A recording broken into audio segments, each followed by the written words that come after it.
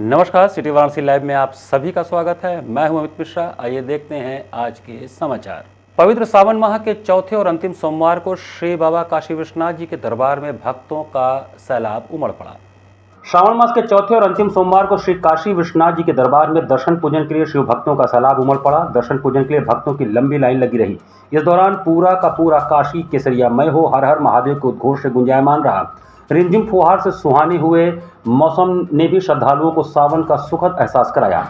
श्रद्धालुओं का रेला मंदिर परिसर में भोर से ही बोल बम और हर हर महादेव के उद्घोष के बीच नंगे पांव पहुंचता रहा। श्रद्धालु श्री काशी विश्वनाथ के दरबार में दर्शन पूजन के लिए कतारबद्ध होते रहे। मंदिर के गर्भगृह में भोर की मंगला आरती के बाद शुरू हुआ दर्शन पूजन का सिलसिला अनवरत चलता रहा। मंदिर गर्भगृह के बाहर से ही शिव भक्त बाबा का झांकी दर्शन पाकर आह्लादित दिखे। पावन ज्योतिर्लिंग पर जल चढ़ाने के लिए लोहे के पात्र लगाए गए हैं। इन पात्रों से होकर गंगा जल और बेलपत्र, चंदन सहित अन्य पूजन सामग्री सीधे बाबा के ज्योतिर्लिंग तक पहुंच रही है। सावन के चौथे सोमवार को बाबा का झांकी दर्शन पाने के लिए रविवार शाम से श्रद्धालु कतार में जाकर बैठ गए थे। शिव भक्त पूरी रात कतार में महादेव का स्मरण कर खड़े होकर या बैठकर गुजारे।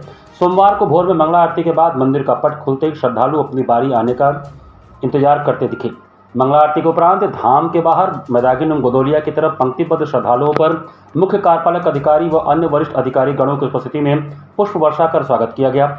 सावन के अंतिम सोमवार को सप्तर्षि आरती के बाद बाबा का रुद्राक्ष श्रृंगार हुआ।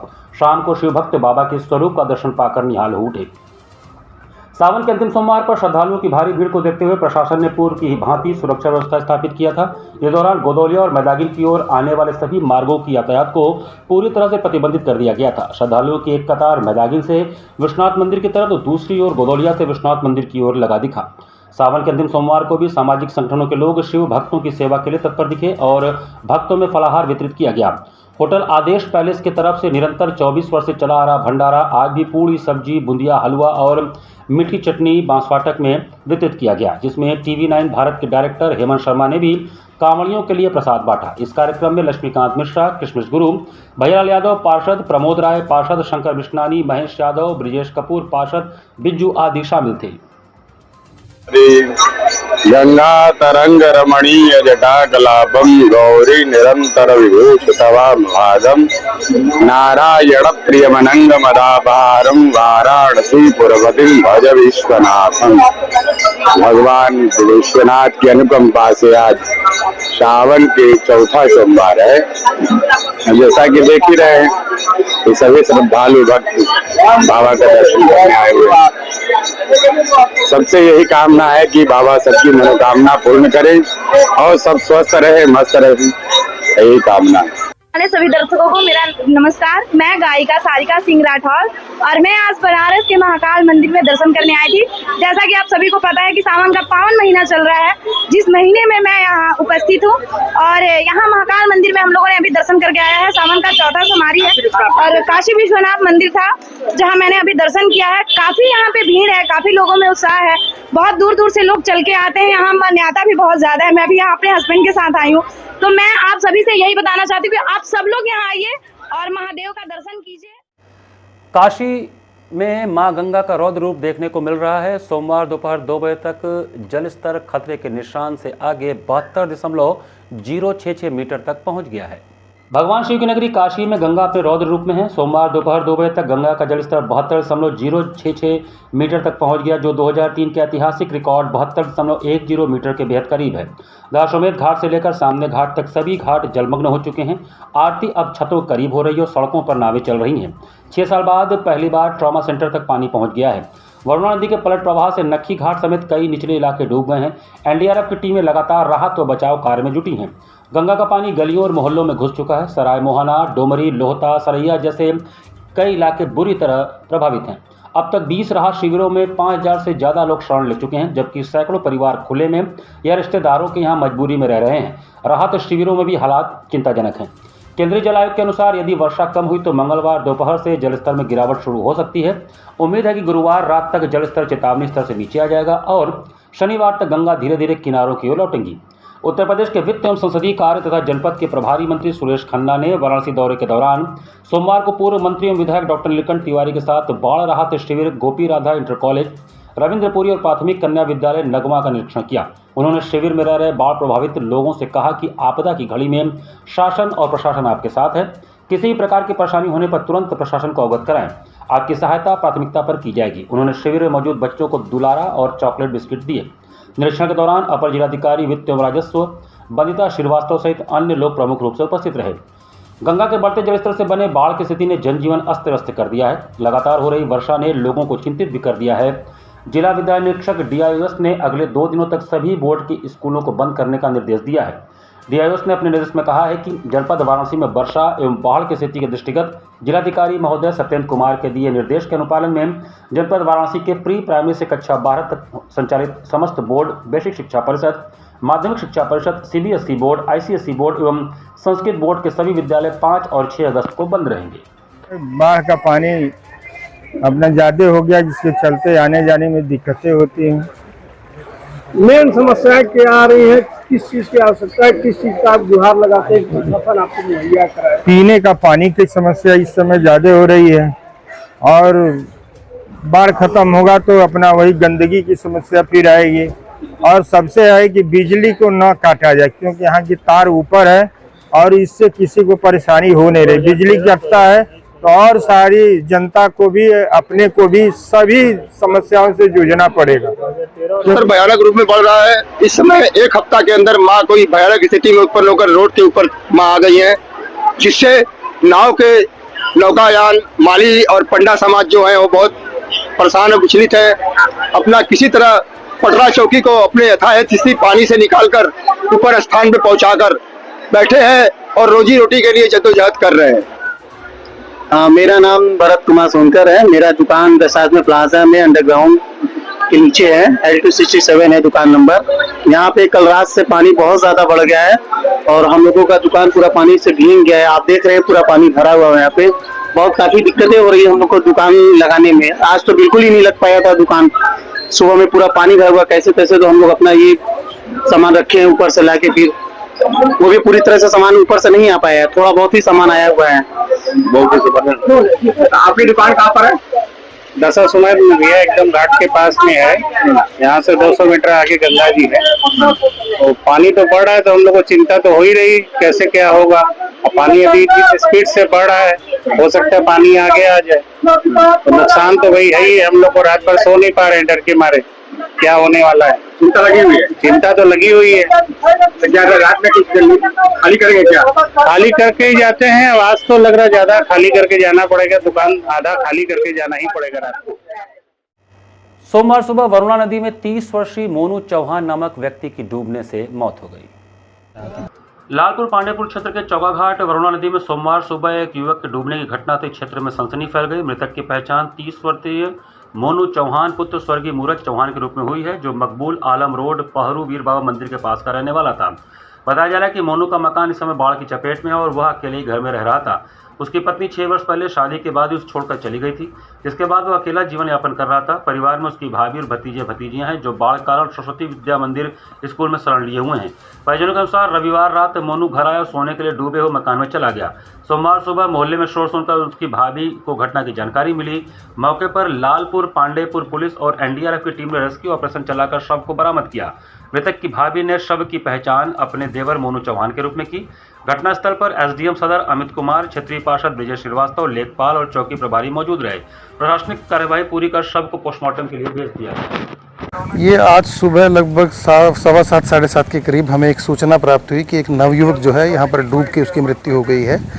और ये स्थानीय लोगों द्वारा बताया गया कि उसने रात में ज़्यादा पी ली थी और शादी उसकी हुई थी लेकिन पत्नी छोड़ के चली गई थी, तो इसलिए वो रेगुलर पी लेता था और पीने की वजह से उसकी शायद संभवतः ये जो है कि उसकी मृत्यु हो गई है। पोस्टमार्टम के लिए भेजा गया है। NDRF के द्वारा जो है शव निकाल लिया गया था यहाँ पर। और रात में ही हमने कई परिवारों को यहाँ पर बताया था, अनाउंसमेंट भी की थी कि यहाँ से, और कई परिवारों को कन्विंस करके यहाँ से बाहर निकालते हैं, लेकिन कुछ परिवार जो हैं इतनी बाढ़ आने के बाद भी यहाँ पर शायद अपने किसी के पशु हैं या किसी का सामान है वो छत पे शिफ्ट हो गए हैं। तो अभी भी उनको लगातार कन्विंस किया जा रहा है, अनाउंसमेंट की जा रही है कि यहाँ पर बाढ़ की वजह से शेल्टर होम बने हुए हैं इस हुकलगंज क्षेत्र में, वहाँ पर शिफ्ट हो जाएं। मृतक का नाम क्या था, उम्र क्या रहा? हाँ, मृतक का नाम मोनू और पिता का नाम मूर्ख चौहान था। लगभग 25-27 साल की उम्र थी इसकी। एसओजी 2.0 की टीम ने पहली सफलता हासिल करते हुए स्पा की आड़ में सेक्स रैकेट चला रहे अड्डों पर छापेमारी किया। पुलिस कमिश्नर मोहित अग्रवाल द्वारा गठित एसओजी 2.0 को पहली सफलता मिली है। पुलिसकर्मी जब कस्टमर बनकर गए तो स्पा की आड़ में चल रहे सेक्स रैकेट का भंडाफोड़ हुआ। पुलिस ने ताबड़तोड़ देह व्यापार के 2 अड्डों पर छापेमारी की है। इस बार न तो स्पा सेंटर संचालकों के मुखबिर काम आए और न ही सेंटर में लगे सीसीटीवी कैमरे। गुप्त सूचना के आधार पर डीसीपी क्राइम ने 15-20 पुलिसकर्मियों की टीम बनाकर क्षेत्र में भेजा, जिसके बाद सादे वर्दी में पुलिसकर्मी कस्टमर बनकर स्पा सेंटर में पहले से मौजूद थे। सादे कपड़ों में टीम ने जैसे श्रीराम कॉम्प्लेक्स के तीसरे तल्ले और पिज्जा पाई बिल्डिंग के ऊपर छापेमारी की। दोनों ठिकानों से पुलिस को यूज और बिना इस्तेमाल किए कंडोम बरामद हुए। पुलिस ने दोनों स्थानों से 8 लड़कियों और 5 पुरुष ग्राहकों को हिरासत में ले लिया है। सपा संचालन से जुड़ा एक व्यक्ति भी मौके से पकड़ा गया है। पुलिस ने सभी को चितईपुर थाने लेकर गई है। दोनों स्पा संचालन से जुड़े 4 लोगों के खिलाफ मुकदमा लिखा जा रहा है। डीसीपी क्राइम श्रवण टी के अनुसार एसओजी द्वितीय को यह पहली सफलता मिली है। सटीक सूचना पर सज्जगत स्ट्राइक के तहत पुलिस के जवान धावा बोलकर सेक्स रैकेट का भंडाफोड़ किए हैं। दोनों स्पा सेंटर के अकाउंट खंगाल कर फ्रीज करवाया जाएगा। अनैतिक कार्यों से कमाई गई संपत्ति को जब्त किया जाएगा। उन्होंने कहा कि दोनों स्पा सेंटर के संचालकों का आपराधिक इतिहास भी देखा जाएगा। एसओजी 2 की कार्यवाही लगातार जारी है। जल्द और भी बड़े खुलासे होंगे। कुछ दिन पहले पुलिस आयुक्त वाराणसी महोदय द्वारा एसओजी 2 का गठन किया गया था, जिसका कार्य क्षेत्र है ये जो शहर में होने वाले सारे अनैतिक कार्यों के विरुद्ध प्रभावी कार्रवाई सुनिश्चित करने के लिए। उस क्रम में पिछले 1 हफ्ते से एसओजी 2 टीम द्वारा लगातार एविडेंसेस कलेक्ट किया जा रहा था। उस क्रम में आज थाना चितईपुर में स्थित 2 अवैध स्पा सेंटर्स को पकड़ा गया और मौके से 8 महिलाएं और 5 पुरुषों को पकड़ा गया था।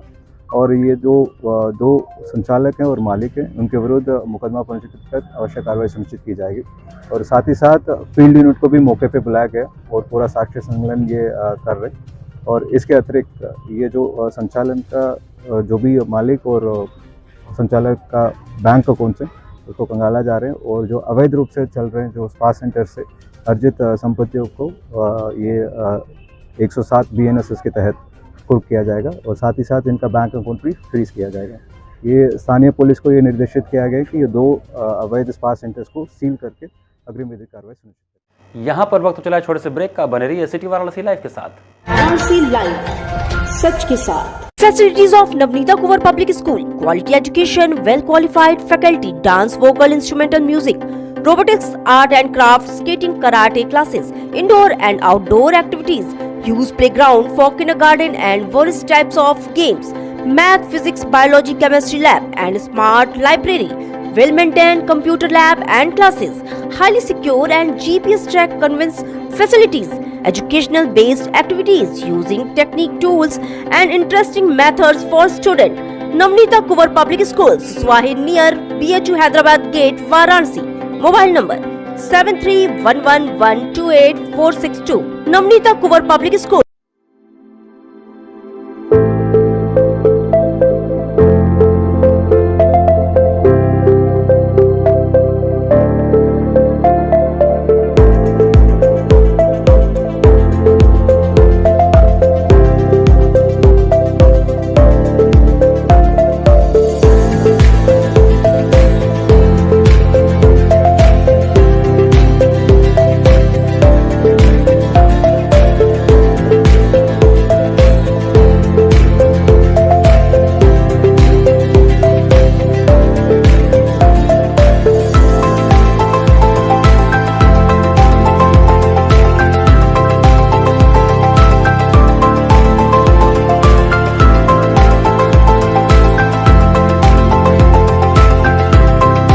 स्वामी हरसेवानंद पब्लिक स्कूल छात्र छात्राओं हेतु वातानुकूलित छात्रावास की सुविधा, हर तिमाही युक्त खेल का मैदान, इंडोर गेम आउटडोर गेम की सुविधा, जिम, योगा, ध्यान की विशेष कक्षा, एनसीसी एबीसी सर्टिफिकेट तथा करियर काउंसलिंग की सुविधा, विज्ञान कला तथा कॉमर्स के साथ वैकल्पिक विषयों की एक लंबी श्रृंखला, कम फीस में उत्कृष्टतम अध्ययन की व्यवस्था, शहर के सभी क्षेत्रों में बस की सुविधा, विज्ञान, कंप्यूटर तथा सभी आधुनिकतम प्रयोगशाला उपलब्ध, audio video classes. Swami Harsevanand public school and hostel, शिक्षण समूह शाखाएं Garhwa Ghat, Ramna, Varanasi. Phone number 9554995413, Jagatganj Maharajganj Varanasi phone number 7408457111, Vanpurwa Ramna Varanasi phone number 9554955412, railway station road Churk Sonbhadra phone number 7081109710, Marsara Ghorawal Sonbhadra phone number 955496319495 एवं स्वामी हरसिवन महाविद्यालय Churk Sonbhadra phone number 7081109711। Break के बाद आपका स्वागत है। श्री मुकुंद गोपाल सेवा संस्थान एवं भारत भारती परिषद द्वारा षष्ठपीठ श्री गोपाल मंदिर में अष्टछाप कवि नंददास जी एवं गोस्वामी तुलसीदास जी की जयंती मनाई गई। अष्टछाप कवि नंददास के सत्संग से गोस्वामी श्री तुलसीदास मर्यादा भक्ति से पुष्टि भक्त हो गए। परिणाम स्वरूप पुष्टि मार्गी षष्ठपीठ श्री गोपाल मंदिर में श्री मुकुंद राय प्रभु को उन्होंने विनय पत्रिका की रचना के द्वारा परमात्मा को प्रसन्न किया। महाराज श्री षष्ठपीठाधीश्वर गोस्वामी श्री श्याम मनोहर जी ने श्री मुकुंद गोपाल सेवा संस्थान और भारत भारती परिषद के संयुक्त तत्वावधान में काशी के चौकम्बा स्थित षष्ठपीठ गोपाल मंदिर में रविवार को आयोजित दोनों महापुरुषों की जयंती समारोह की अध्यक्षता करते हुए व्यक्त किए। उन्होंने कहा कि 3 पात्र भगवान को प्रसन्न करने के लिए सनातन संस्कृति में आज तक प्राप्त हैं। पहला पत्र महालक्ष्मी के अवतार महारानी श्री रुक्मिणी जी ने भगवान द्वारकाधीश को लिखा था, जिसके फलस्वरूप भगवान ने रुक्मिणी जी से विवाह कर गृहस्थ जीवन की शिक्षा समाज को दी। दूसरा पत्र महाप्रभु वल्लभाचार्य जी के पुत्र गोसाई विठल नाथ जी ने प्रभु गोवर्धन शरण श्रीनाथ जी को प्रसन्न करने के लिए विरह की अवस्था में लिखा था, जो 9 विज्ञप्ति के नाम से विख्यात है। तीसरा पत्र भगवान शंकर की प्रेरणा से काशी चौखंबा स्थित षष्ठपीठ गोपाल मंदिर के षष्ठपीठ प्रभु श्री मुकुंद राय जी को प्रसन्न करने के लिए गोस्वामी तुलसीदास जी ने लिखा था, जो विनय पत्रिका के नाम से विख्यात है। वैष्णवों का परम कर्तव्य है कि गोस्वामी तुलसीदास एवं अष्टछाप कवि नंददास जी के जीवन से प्रेरणा लेकर अपने जीवन को प्रभु को प्रसन्न करने के लिए ही समर्पित करें। पूज्यपाद गुरु चरण श्री श्याम मनोहर जी गोस्वामी प्रियंदु बाबा, मुख्य अतिथि बीएचयू की डॉक्टर प्रीति त्रिपाठी, विशिष्ट अतिथि डॉक्टर प्रभात कुमार मिश्र एवं उपस्थित समस्त वैष्णव जनों का स्वागत करते हुए भारत भारती के अध्यक्ष अशोक वल्लभ दास ने व्यक्त किए। महोत्सव के मुख्य अतिथि डॉक्टर प्रीति त्रिपाठी ने कहा कि गोस्वामी तुलसीदास युग पुरुष, सुधारक एवं भारतीय सनातन संस्कृति के ऐसे महापुरुष हुए जिन्होंने जन जन के हृदय में परमात्मा प्रभु श्री राम को बसा दिया। विनय पत्रिका की रचना कर उन्होंने प्रभु श्री कृष्ण श्री राम को प्रसन्न कर दिया। विशिष्ट अतिथि डॉक्टर प्रभात कुमार मिश्र ने अष्टछाप कवि नंददास जी के जीवन चरित्र पर विस्तृत प्रकाश डालते हुए कहा कि भगवान के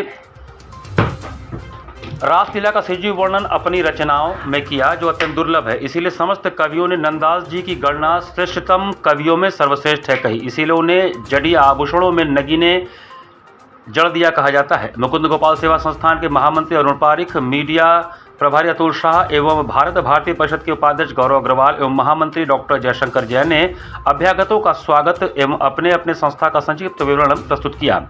उपस्थित जनों में परिवृण बाबा, श्रृंगार बाबा, डॉक्टर माधव जनार्दन, रटाटे शास्त्री, षष्ठपीठ काशी के पंडित विश्वंभरनाथ शास्त्री, मनोज जी, दिव्येंद्र चंद्र चौधरी, जयंती लाल शाह, राम मोहन दास अग्रवाल, छाया बेन, श्री कमल शर्मा, सपना अग्रवाल, जमुना बलदेव दास, अत्रि भरद्वाज आदि प्रमुख लोग उपस्थित थे।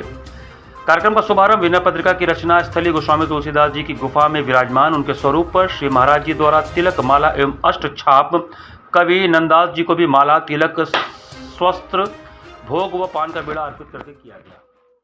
मां गंगा के रौद्र रूप की शांति के लिए नमामि गंगे के सदस्यों द्वारा दशाश्वमेध घाट पर प्रार्थना किया गया। नमामि गंगे के सदस्यों ने सावन के आखिरी सोमवार को दशाश्वमेध घाट पर रौद्र रूप शांति के लिए मां गंगा से प्रार्थना की। वहीं नमामि गंगे के सदस्यों ने उपस्थित श्रद्धालुओं के साथ आरती कर मां गंगा का मनोहार किया। 12 ज्योतिर्लिंग व गंगाष्टकम का पाठ कर मां गंगा से अब और आगे न बढ़ने की गुहार लगाई। सदस्यों द्वारा राष्ट्रध्वज लेकर की गई गंगा आरती के दौरान राष्ट्रहित की कामना भी की गई। साथ ही सदस्यों ने भारत माता और गंगा माता का जयकारा भी लगाया। नमामि गंगे काशी क्षेत्र के संयोजक व नगर निगम के स्वच्छता ब्रांड एम्बेसडर राजेश शुक्ला ने कहा कि आरती कर मां भगवती से यही प्रार्थना की गई कि अब वह शांत स्वरूप में आ जाए और अपने रौद्र रूप को शांत कर लें।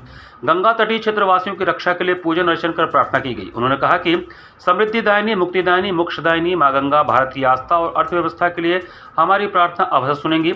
इस आयोजन में प्रमुख रूप से नमामि गंगे काशी क्षेत्र के संयोजक राजेश शुक्ला, ध्रुव यादव, सुमित सिंह, शकुन मिश्रा, संजय जायसवाल सहित सैकड़ों की संख्या में श्रद्धालु उपस्थित थे। नया महादेव प्रहलाद घाट स्थित प्राचीन श्री काली मंदिर में शतचंडी पाठ के साथ भव्य श्रृंगार एवं भंडारे का आयोजन किया गया। प्रहलाद घाट नया महादेव इलाके में रविवार को प्राचीन काली मंदिर का भव्य श्रृंगार और सतचंडी का पाठ किया गया। साथ ही भंडारे का आयोजन भी किया गया। यह कार्यक्रम पिछले 4 दिनों से चलाया जा रहा है। रविवार को इसके समापन कार्यक्रम में भंडारे का आयोजन किया गया। प्रसाद में पूरी, सब्जी व खीर बूंदिया भक्तों में वितरित किया गया। इस अवसर पर प्राचीन काली माता मंदिर बहुत ही दिव्य और भव्य रूप से सजाया गया था। आकर्षक सजावट को देखकर भक्त अपने आप ही इधर आकर्षित होकर चले आ रहे थे। इस कार्यक्रम में क्षेत्र के सभी परिवार के सदस्य शामिल रहे। जी, अपना परिचय।